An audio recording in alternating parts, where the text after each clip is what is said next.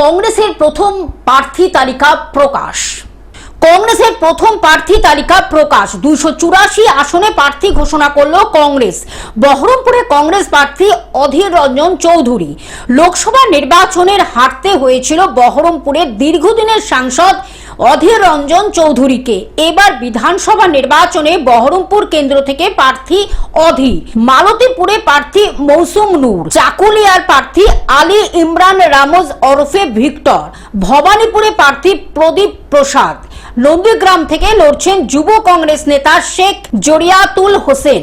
বালিগঞ্জ কেন্দ্রে সোমেন মিত্রের ছেলে রোহন মিত্রকে প্রার্থী করেছে কংগ্রেস। রাসবিহারীতে কংগ্রেস প্রার্থী Ashutosh Chattopadhyay. Bureau report, globe news. এখন থেকে গ্লোব টিভি দেখুন আপনার স্মার্টফোনেও। গুগল প্লে স্টোর অথবা অ্যাপল স্টোর থেকে ডাউনলোড করুন গ্লোব টিভি লাইভ অ্যাপ। এছাড়া জিও টিভি অ্যাপ থেকে দেখুন গ্লোব টিভি লাইভ।